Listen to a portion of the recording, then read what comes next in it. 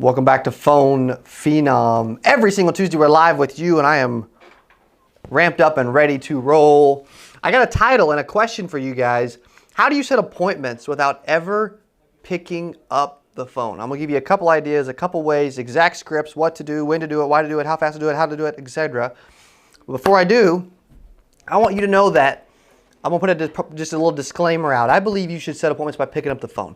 However, I get agents that reach out to me all the time and they tell me, I'm struggling to pick up the phone. I'm scared of this thing. The most valuable asset, sales tool on planet Earth is the phone. But most agents are scared of it. There's a fear behind picking up the phone. You're not good. It's a lack of confidence. You're struggling with it. It's worrying you. And I get agents that reach out to me almost every single day. I had one over the weekend was like, hey, I just don't feel, I don't like picking up the phone. You know, I'm kind of scared of it. What do you recommend? Well, I recommend you pick it up. However, if you don't want to, and you want to set appointments without picking up the phone, even though I think you should do both, here's a couple ideas. Okay, first thing is I've set a lot of appointments via text. A lot of agents that buy our leads, they also set appointments via text. Agents that we work with company-wise, they set appointments via text. And what my recommendations are to give you a few tips on texting leads. Number one, you should text your leads every single day. Now you can set up automations to do it, or you can just physically text them. It's easy, it's simple. You can paste the thing and put their name in it, like it's easy, okay? But you should text every single day for the first several days. That's a part of our 12-touch process, is 3 texts in the first 72 hours. So text immediately, okay? Second thing after texting immediately would be, what should you say? I believe you should finish with a question. When you text someone, you should have a script. You should use their name. You should use favorite colors, whatever you have, information you have, and you should always finish with a question. Most people simply say, hey, you like the script, that they have the wrong text, like the wrong call we talk about all the time, the wrong text. When they text, hey,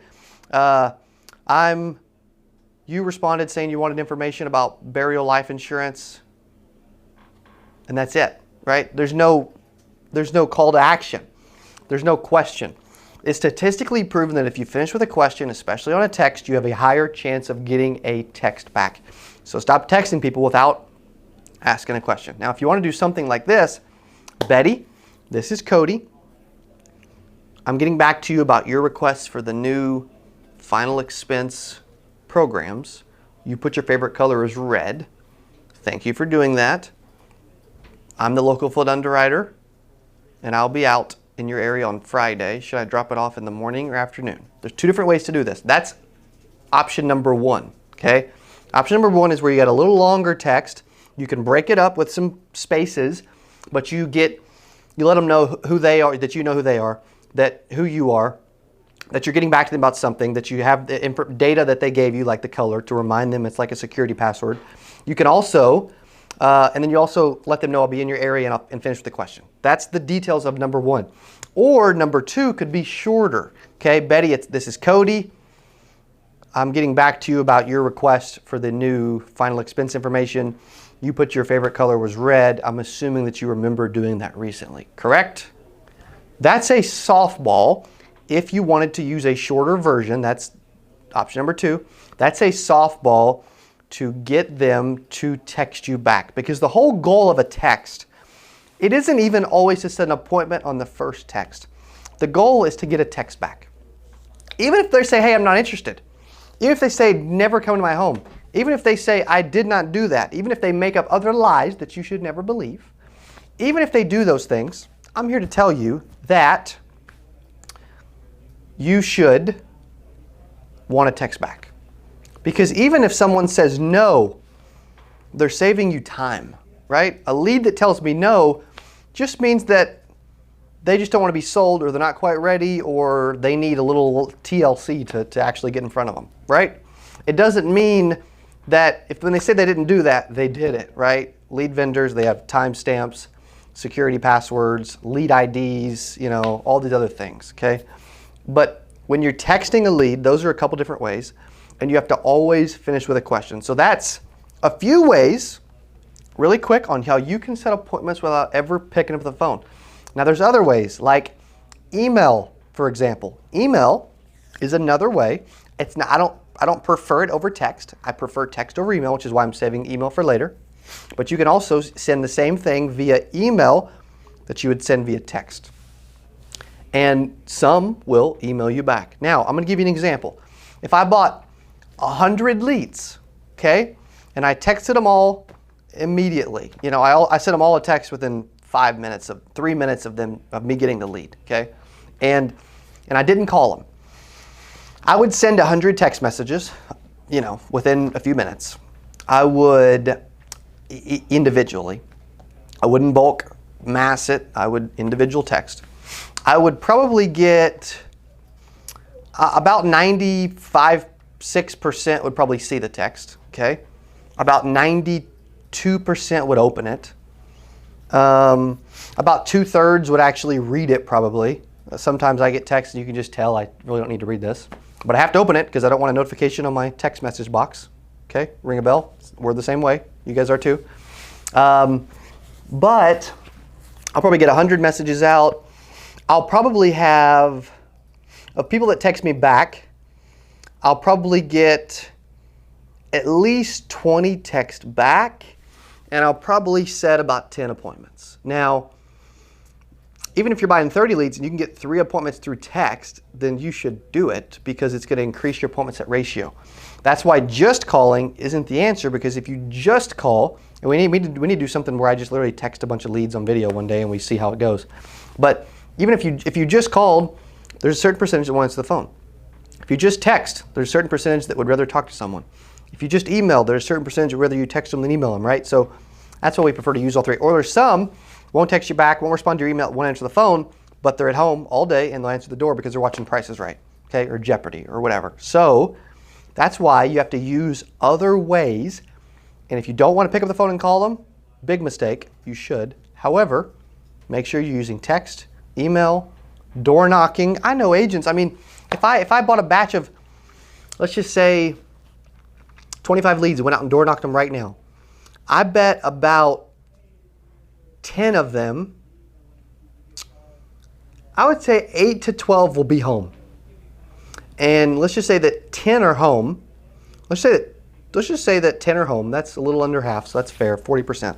Let's say 10 are home, 25 leads, 10 are home. I'll probably get into at least 5, 6, And if that's the case, then I didn't make any calls. I didn't make any texts. I didn't make any emails, but I just got in front of and sat down with 5 people.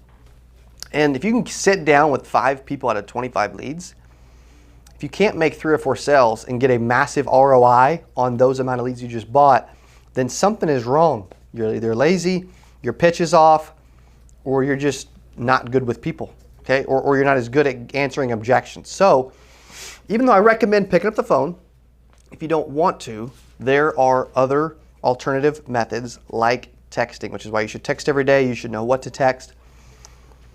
Because I get agents all the time, they're scared of the phone. And texting is a good alternative to getting in front of people. And surprisingly, you'll get more people text you back than you would think. That will surprise you. I think that surprises most agents. They're like, text will never work. Try it. Okay, Dylan, any questions or thoughts on Facebook or YouTube? Mariela Rodriguez Horde says first time here. First, welcome. Thank you for being here. Amanda Black also said new producer and absolutely love all these videos. Nice, thank you, Amanda. We're here to help. We love doing this. Lindsay, what's up? She won the Monster Retreat package and got to go to the Monster Retreat and say Monster Premiere at the conference. I love knowing, when you guys are watching this, I love knowing, who you are, where you're from, etc. Because at the end of the day, we do this for you, if we don't do this for us. And a lot of agents are scared of the phone. I get that. Or we're not good on the phone, but we can be better. We need to be better. We need to pick it up. I think a lot of times, I told the guy that texted me this recently, and he said, hey, I'm scared to pick up the phone. What I said is typically it's because my energy is off. If I worked out where I will go do some push-ups or go run around the block or do some jumping jacks and get my energy flowing, I'm actually more likely to pick up the phone. So typically, not wanting to pick up the phone is more of an energy problem than it is a motivation problem. I believe that. Now, there's a lot of people that would disagree with that, but hey, you do your own show and tell me later, okay? But in this show, I believe that people's energy is low. And when your energy is low, you have a lack of confidence. When you have a lack of confidence, you're scared of something. When you're scared of something, you don't do something. And when you don't do something, guess what? You don't do anything, okay? So I think a lot of it starts with energy and confidence, on knowing what to say, that's why we do so many live dials, live cold calling, live dialing leads, all those things. It's because agents need to know what to say to leads. Most agents, if they had a proven system they could follow, like our script, which is really, really easy, then they would do it, but most of them don't know what to do. Or when you do call leads and you're struggling with your confidence of knowing what to say when you're talking to someone, and they can feel that through the phone. Maybe you're pausing early in the call, or maybe you're not pausing, but maybe you're showing a lack of confidence. Maybe you're not taking control. When you don't take control, they take control. And that's a major issue in our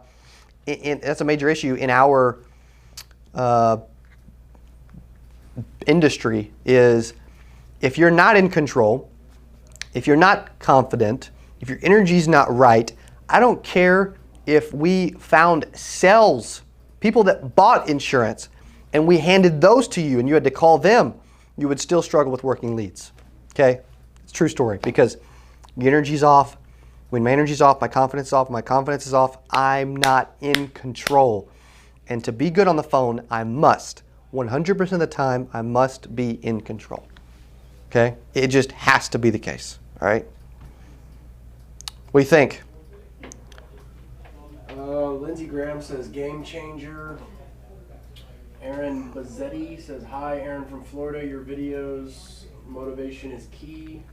Thank you guys so much. I appreciate that. Well, that's awesome. Lindsay, thank you. Lisa Lively, that's absolutely right, and I've been struggling with that. How do you break through that fear and energy? Good. Yeah, it's you got to get up and do something. You know, when you wake up and you know that you should go on a run or a bike or lift some weights, the more time that I take and I don't do it, the less likely I am to do it. Same thing in sales. Time kills all deals. Time kills you getting up and doing what you should do when you think about it for long periods of time too. So I don't add time to the equation, I just do. And by doing, I end up doing more than I should have done or than I expected to do.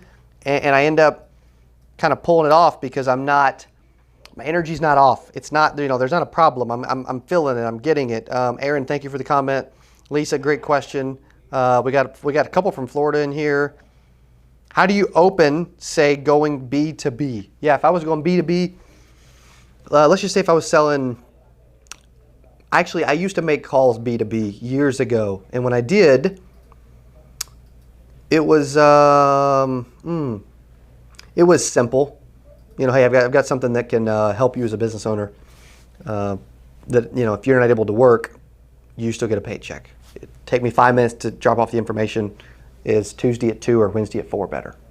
So that's a phone call, okay?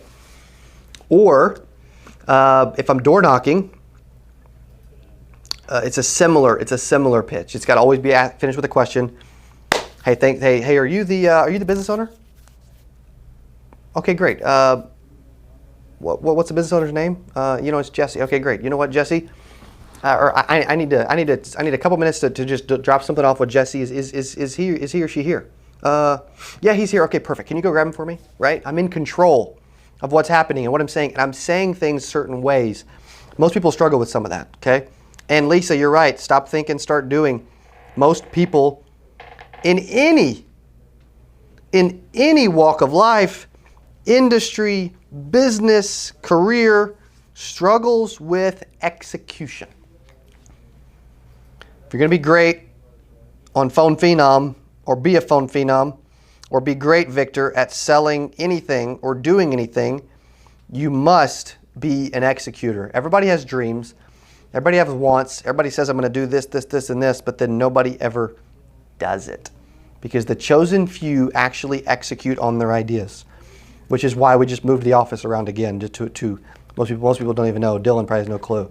Like, I moved my own office because I got to have more room for salespeople, because our salespeople are crushing it because I'm helping them with their phone skills every single day.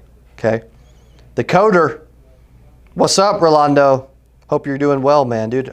Rolando, I've got a dentist in Springfield, Missouri that I go to that sponsors one of my radio shows. His name's Dr. Rolando Papagayo. So, I don't know why I told you that, but that's what I thought of when I thought of your name. So, there you go.